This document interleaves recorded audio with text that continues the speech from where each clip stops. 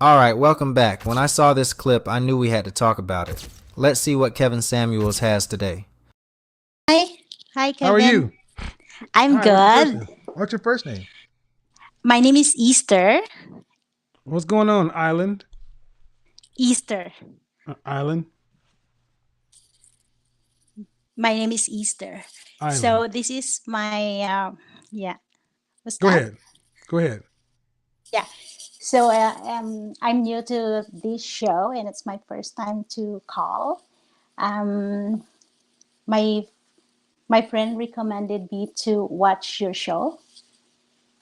At first, I was hesitant because, of course, I don't know you, and like why should I be listening, so but then I was curious and then I tried to watch. It was good. Okay. Do you have hey guys, get the contributions of. Do you have something? Do you own a pet? No, All right. Today's show is about pet ownership. I don't have dog, I don't have pet. Okay. What were you I'm calling? What did you want to? Then what do you have for me? I'm single and feminine, 40 years old, danger zone, I know. No, no, no, um no. You're beyond danger zone. You're in no man's land. no. Yeah. Yeah, so I just want to know how can I improve myself and a high value man. You how can you improve yourself? Is that what you said? Yes, how can I get a high value man? Oh I well, know that. okay. Hold on. Okay, okay. Are you where are you? Where do you live? So I am in Canada, Toronto, Canada, and I'm Okay, Filipina all right. So why do you need a high value man? because I considered myself a high value woman. Okay, that's fine. But why do Yes, you need a high value man? because I think high value men, um, like they can provide for family. Okay. Do you have any children? No. At 40 years old, do you plan on having children? Yes. How many? I two Huh? or three if I can. Two Okay. or three if I can. Okay. Yes. All Yes. right. At 40 years old, you know you're in high risk pregnancy zone, right? Yes, I know. All right. But I am healthy and I'm doing. Okay. I'm just Yeah. being just laying it out. Just and what do you do for a living? So I am a nanny. I'm taking care of kids right now. Okay. Yes. All right. High value men in general typically don't marry 40-year-old nannies. They typically marry 21-year-old nannies. Yeah. I mean, the biggest factor is going to be appearance. So, how tall are you? Five. 5? Yes. 5 what? 5 feet? Just five. Yeah, five Okay. feet. Okay. What's the dress size? 4'6". Mhm. And what would you rank yourself on a scale from 1 to 10? Just your face. You cannot use 7. 8. 8. Yes.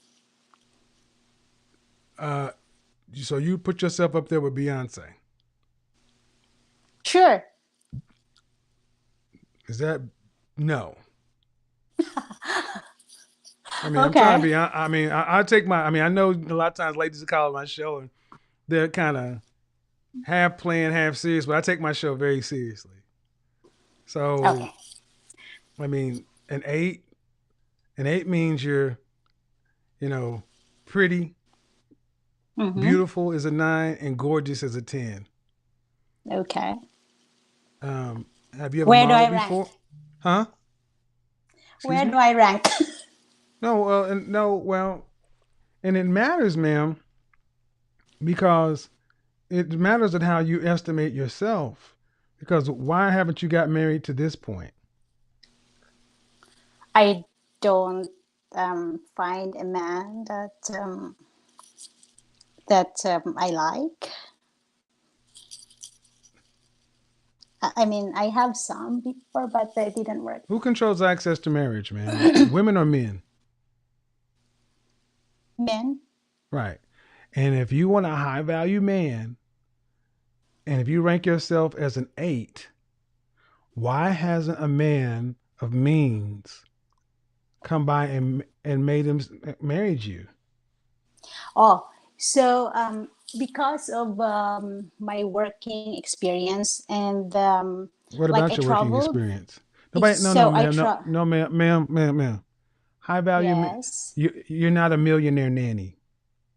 no, So what, do you respect all listen, please. Your work sure, experience is not a reason for a high value man, if you were what you say you are, to not marry you. no, it's not about that. It sounds to me as though you massively overestimate your sexual marketplace value. You're uh, 40 and a nanny. what I mean is, I traveled from one place to another, from Philippines to I, different I countries. understand what you mean, ma'am. So, I get so it. meaning, okay, I so understand that. meaning that I don't find a man like, let's say I work in Hong Kong as a nanny, and like I don't maybe Ma'am, you're not, maybe ma'am. Let me just go ahead and cut to okay, the chase. okay, You're average looking at best. Average. okay. Okay? You're a 40-year-old average looking woman. And I don't understand why you would, and average people get average people. Okay. But you want a high value man, a man who makes a lot of money. Sure. Yeah, but why would he want you? That's a fair question. Why would he want you when he can go get a younger, hotter woman? Oh, I'm a special woman, and Okay. I have What something makes you so special. special? Oh, I am. I know how to cook. I cook well. Okay. I'm very friendly and family oriented, and I'm Hmm. very um, I'm an encourager. Great. Then a woman with all those traits, if you were what you if your sexual marketplace looks and stuff were what you think they should be, then it doesn't matter where you travel. Men of means would have found you and offered to marry you by now. Right? You're not that, ma'am. You're average looking. And the Yeah. things you're talking about, no disrespect, ma'am, they're not that special. Okay. So what I'm trying to get you to understand is, do you own a car? Nope. Have you ever owned a car? No. Did you go to college? Yes. Did you graduate? Yes. All right. So, but you know what cars are. If you owned a car, you're asking for 4 or 5 times more than the car that you own is worth. The Okay. problem isn't the people you're trying to sell the car to. The problem is you're asking too much for the car. At 40 Okay. years old, the likelihood of you being able to have 3 children is exceedingly rare. And even if you can, if you found a guy today, you'd be 41 before you got married and started having kids. Yes. Why would a man that has money want to have a woman like that when he can go get a 25-year-old who's not nearly as picky? No. See, I think a lot of you women come in and talk about high value men to set the bar high so when you can't get it, you can say, well, there were just no men on my level. Versus saying, I just want an average, decent man with good character. See, that's far easier to find. But see, Oh even if you yeah. can't get them, then it will be much more of a blow to your ego. See, saying you can't get a rich husband is not that big a blow to your ego because they're rare. There are not that many of them. But if you can't get a guy who's a plumber, would you marry a plumber? No. Why? Oh, plumber? Yeah, a Yeah, yeah, plumber. as long as you have a good job. And of course, first of all, it's not just about the money that I want into a But you said a guy. high value man. That's a I man who also, makes a lot of money. That's because you mentioned like the average man now. Yeah, so I right. don't But do really, you, I'm okay, so confused. let's start here. You're picky, but that's fine. But do you want to have to work after you're pregnant? I hope not. Ma'am. So you want a man who's making a lot of money so you don't have to work. Yes. No, ma'am. Okay. Why would he pick you when he can go get a beautiful young woman?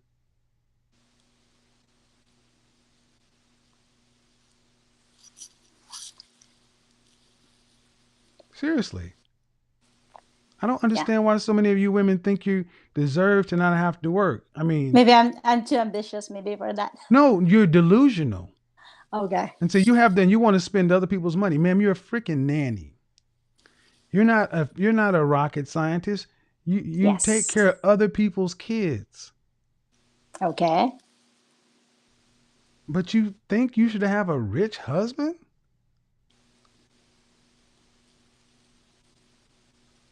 I Even I am nanny, I also have some passion I don't that, care. What do men judge women on? right. What do Okay. we judge what do men around the world judge women on? Do we care about your passion? No. Do we care about your ambition? No. What do we care about? They care about uh, physical and We care about your women, looks. We care about the way looks, you look, your and youth. age. Yes. So so And you know this, ma'am, and you're 40. You're in yes. midlife. Too old. If you were in the Philippines dealing with a Yes. matchmaker, they would tell you they wouldn't even take you on as a client because you're too old for marriage. Right. After age 27, matchmakers stop taking women, especially in Asian countries. Yes. So just because you live in So Canada doesn't change the fact that you are 40 years old, right. average looking.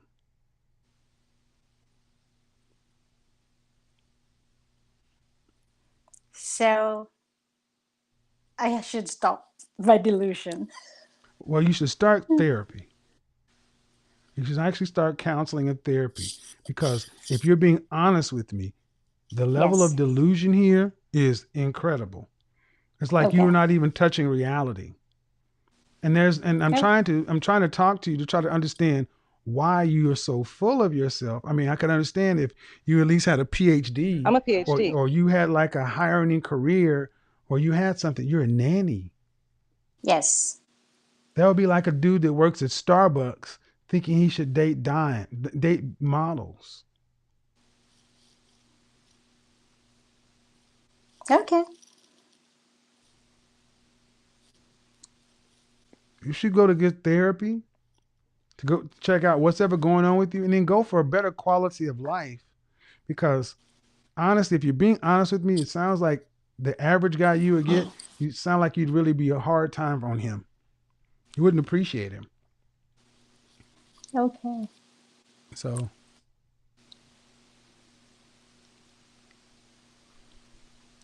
Man, this conversation gets interesting almost immediately because this caller is 40 years old, and from the very beginning she describes herself as a top-tier woman.